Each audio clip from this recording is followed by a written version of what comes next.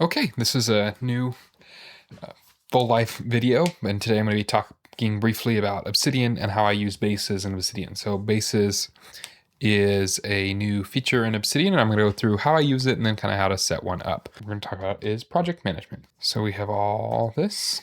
So I search for a project base, and this is the current project's base that I have. And so in understanding bases in Obsidian, you have each row is a different file, and then each file has different properties. So I have this moving video, for example, and these are the different properties per video, and some kind of things when you're setting up. So area, each column can be a property, and then each column holds data, and it holds it in a database.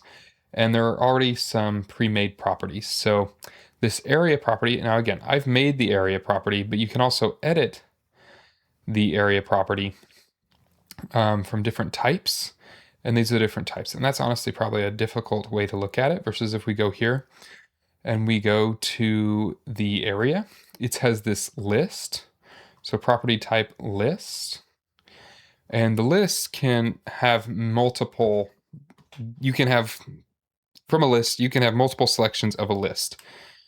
And so that's why I have like in the status as well. So that way something can be both active and in the editing phase at the same time, if that makes sense. I'm not sure if there's a way to, like, if I change this to automate, will it automatically check the thing done? I'm not sure about that. But you can see that it also does date and time as well within the properties and numbers as well. I think those features are kind of being fleshed out. There are also some functions that you can do, which like do in how many days is a function.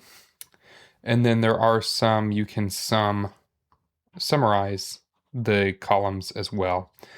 Those are the beginning features of it, but I just kind of wanted to show to set up a project management type database. Each project would then have its own note, and then you can have a project template, and then you have different properties. Now the neat thing is that you can assign a note can have more properties than is shown on the table, and in the table itself you can determine what properties you want to see, and then you can also filter, and you can have multiple filters, and you can filter by groups as well. So if I group these, like I have one related to music versus videos versus medical school, and so you can have different views as well. Okay, so that's project management. Next, I want to show how I'm using it for inventory. So I have another base for inventory. So this is where each item itself is a note, and then you can keep different information associated with that versus where did it come from. Maybe you want to put the store it's from, if it was on sale. But the main thing I'm trying to use it for is keeping track of what do you have. I have different item groups in case I need that in the future, but then the location as well. So as I'm looking for something, I can search the database for it. And if I'm looking for, so to say, like my butane lighter, for example, then I can just go over here, butane, fuel refill, there it is. And then, oh, I can see that the item is in this red Milwaukee pack out. You can also search for it there. So you can organize by location, see what itself is in the pack out, for example. And organize by name, and then identify to how many. So maybe we want a filled. So we have 41 items here, and the total price is that.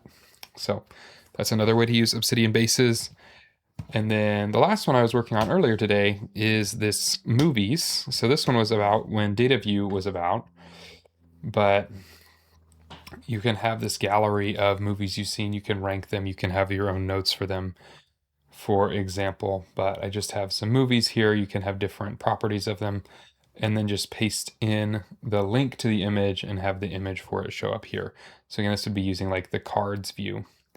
And you can do the same in the projects view as well. You can have a cards view and then see different cards, and potentially if you want to edit it and change it, you can make the cards different sizes.